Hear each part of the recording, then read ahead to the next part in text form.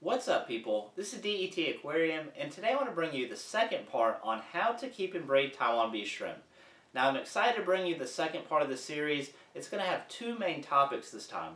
The first one being shrimp food, and the second part being maintenance, as maintenance is so important to keeping the longevity of your aquarium and making sure your shrimp are growing and functioning in optimal conditions. So, let's go ahead and get into it. So the first topic I want to talk to you about is shrimp food. But I want you to take a step back. I want you to think outside the box. Even before manufactured foods or what type of brand you should buy, I want you to think about leaves and leaf litter and why it is so important to your Taiwan bees. Now, if you look in all my shrimp tanks, I have several different types of leaves because they have different properties that serve different functions in my shrimp tanks. Some of them are fully degraded. As you can see, some are skeletons and some are brand new. And that's because each stage and each leaf has its own purpose and function.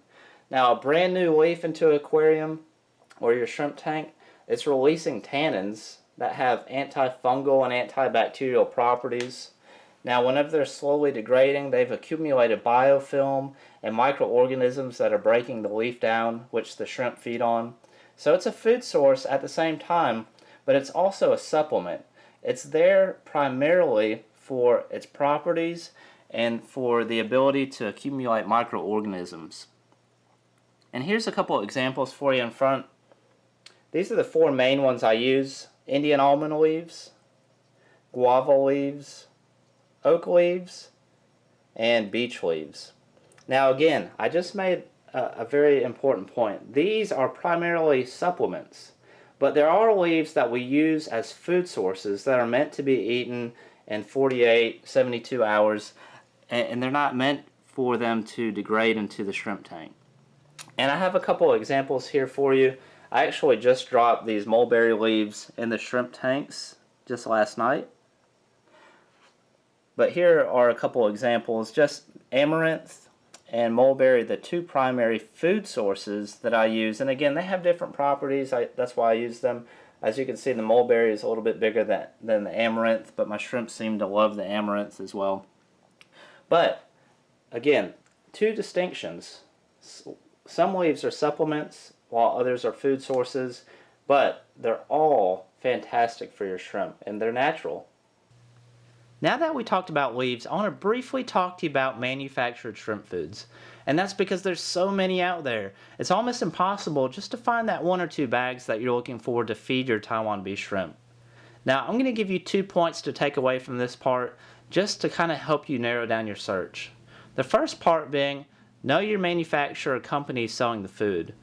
Make sure they're reputable, that they've been out there for some time, that their products, or if they have one or two products that have been tested or proven in our market by a couple hobbyists, that absolutely helps.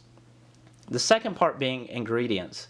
By far the most important part or point of this is ingredients. And that's because you want to make sure that each individual ingredient that was chosen for that food was there to benefit your shrimp. That it wasn't an additive or fill or a byproduct just to fill space, to save the manufacturer a couple pennies.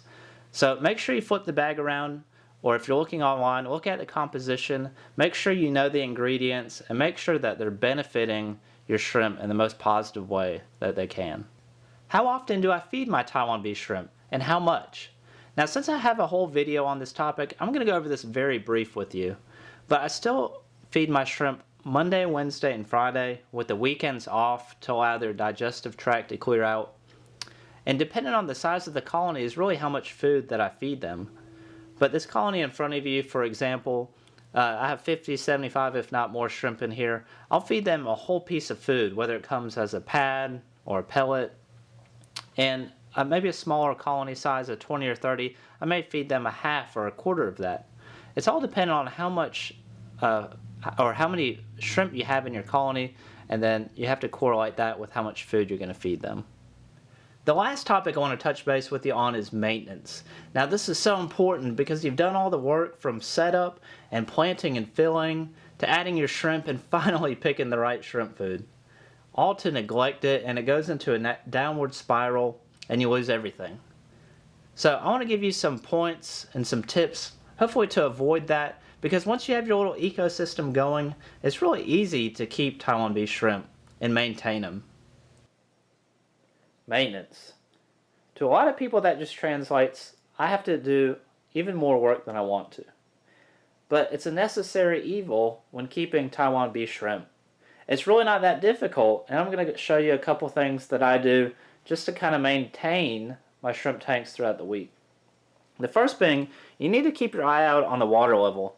Just because of evaporation, it's going to be fluctuating from time to time, but it doesn't mean you have to remineralize the water and add it back in.